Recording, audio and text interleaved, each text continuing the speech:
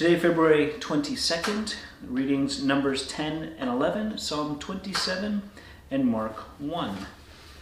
Let's go to Numbers chapter 11.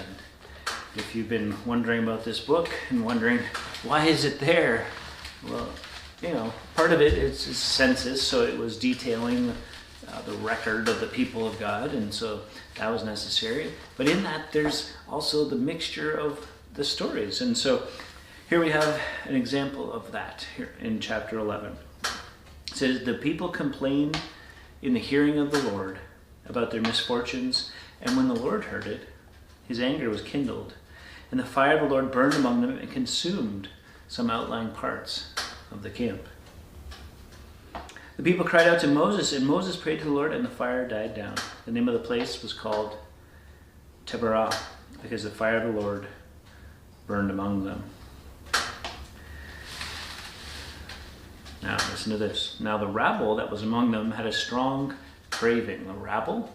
Yeah, those who were apart but not. They had joined in because they saw that this thing was happening and there's favor given, and they had some understanding, but they're kind of still at a distance. They weren't full-on converts, if you will. The people of Israel also wept again and said, "Oh, that we had meat to eat. We remember the fish we ate in Egypt that cost nothing, cucumbers, the melons, the leeks, the onions, and the garlic. But how our strength is now dried up. There's nothing at all but this manna to look at."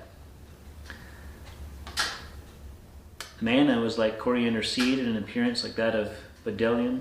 The people went about and gathered it and ground it in hand mills and beat it in mortars and boiled it in pots and made cakes of it.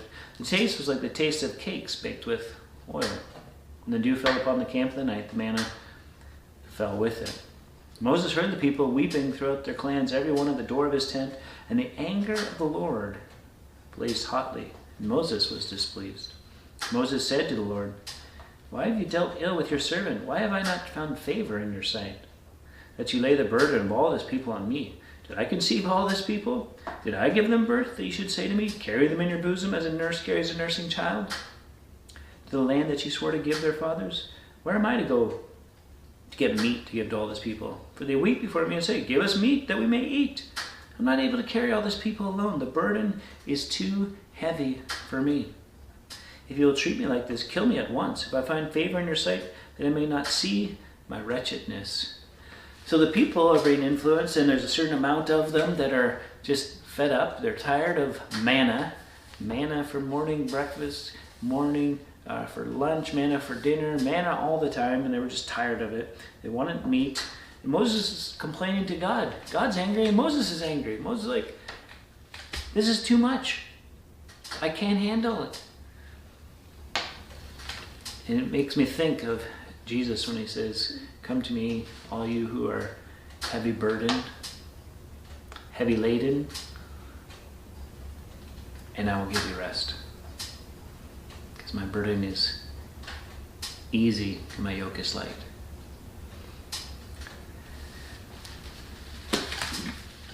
We're not meant to do stuff like this on our own. It's supposed to be God's strength no matter what. Eventually he's going to get some help, and somehow he's believing and thinking that it's all on him. The Lord's the one that brought them into the wilderness. The Lord's the one that's promised him. He's correct in that. But if that's true, then his trust is in what the Lord has said, not in his ability to carry it out. And that's an important thing in our own lives, to remember that our help comes from God. That's a good thing to remind ourselves. We need the help that comes from God. Paul talked about that in his testimony in Acts chapter 26 to Agrippa and the others there in the room. As he recounts what's been happening in his life, he said, "My help comes from the Lord. I've received help from the Lord."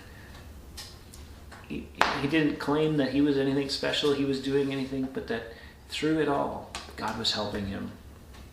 And so there's more that happens here.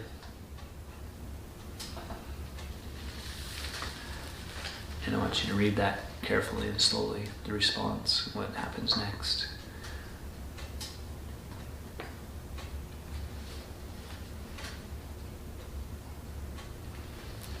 But the weariness, that I can't do it anymore, it's okay to admit that, but take it to the right person.